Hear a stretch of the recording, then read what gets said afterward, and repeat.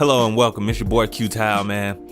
And today we're going to be talking about the progression of character development in the 2K series, particularly of course 2K18. How should they progress with it, man? I'm sitting here about to grind out some assists with my playmaker to get some Amethyst badge, and that made me wonder, the progression system, what tweaks could be made to make it better, So to begin with, we're going to start with just a freelance system, just 100% free. And of course that would be cool. That would give you the maximum amount of customizability. But of course, as we all know, that would create an awkward amount of balance. It wouldn't be no balance, basically. What's the point of making a 5'7" point guard because of his speed and handling benefits if somebody can make a center with the same attributes? You know what I'm saying? What would be the point there? So you have to have some counterweight, some negatives to each piece. You have to. So it's got to be some caps. You can't have centers with 99 speeds and all this. But at the same time, it does suck that centers in general, you have to deal with them being really slow unless you make them athletic finish. In that case, they can't do too much other things. But anyway, a freelance system would be cool. But we all agreed that there would need to be some restrictions to some degree, bro. We'll have to. Now with that, the current system, I was excited to hear about it at first, different player builds, different architects, different ways to customize each one. And the fact that you can't even maximize any of those architects until, you get Superstar 3, I believe, maybe even 5, and then you can max out your player all the way. But with that, I was like, okay, that's cool. That means everybody get to mix it up, you can have a bunch of different variations. But the fact that your player can never be truly great, they're just great in certain aspects, is somewhat of a letdown. I think everybody pretty much can agree on that as well. It's like, bruh, you put LeBron James up there on the screen, but you can't make somebody quite like him. I mean, you kind of can, but not really. You're going to suffer in multiple areas. So this game really turned into players that are one-trick ponies. Now, there are some that can do a little bit of everything, but it just comes down to you being a gamer, being decent. You can make any player do anything, just about. Sometimes I see glass cleaners pulling threes. I see playmakers dunking on people.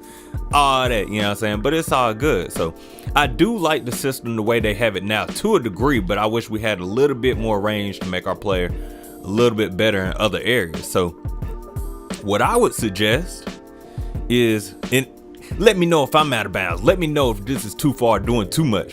But what I wouldn't mind is, let's say they have it set up the same way it is now, but you have the opportunity to boost up your players by grinding out more and more seasons. Now, I know everybody ain't exactly fans of grinding a season, but you got to put some sacrifice in there. You got to make it where it takes some time to make your player really, truly great. There's got to be sacrifice. It can't be simple, easy, overnight.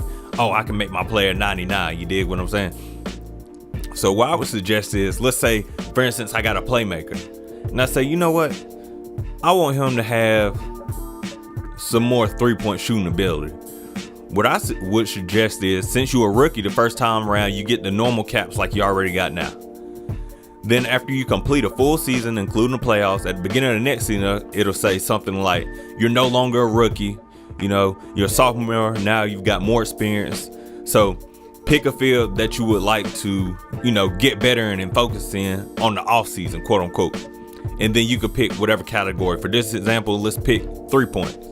So if you pick that category, now it gives you a whole new cap specifically for 3 points. So I would say meet in the middle. You don't want to make people that's too crazy that can do everything.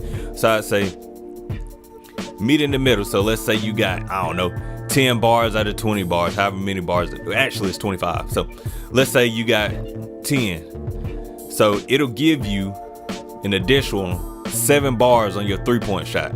So instead of being stuck with a 70, you can get your 3-point up to an 82 or 83 with a playmaker. You know what I mean? And then if you complete season 2, the same thing will happen. So it'll say, okay, you're not a sophomore anymore, whatever. You got more experience, to pick another field you want to specialize in. You see? So you have to complete a full season in order to get a new sub-specialty, if you will. So then let's say, I want my dude to defend a little bit better.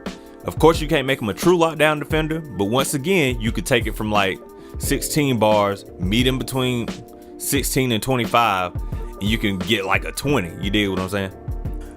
And that would be dope to me. That would be dope. That way you can customize, but at the same time you gotta sacrifice time and grind it out, because everybody know now with the mod players, man, even after you got them at a 95, I got this dude at 95. Really, if you put it on like a regular creative play and put it up there, they're only gonna be like an 85 overall. So it's like they went to an extreme to balance it, kind of, because it's like your players can't truly be great. They only really gonna be like 85 or 86s overall. I forgot who put up the video. I would shout them out, but somebody did a fair comparison, and it shows that your actual player, if you put that attributes on like a my team player, they'd be like an 85, not a 95, and that's whack to me.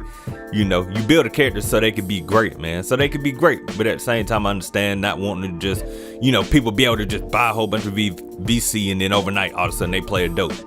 So that's why I say do it like that. So you get your play up to an 85, and then, have several seasons after that where you can have the specialties, subspecialties, if you will. That'd be dope, man. Let me know what y'all think about that. Would that work? And also, should there be a cap on that? Can you do a subspecial? Should you have like 10? So every single category you could do that? I think that might be a little bit too much, but I would say anywhere between 3 to 5 subspecialties would be dope.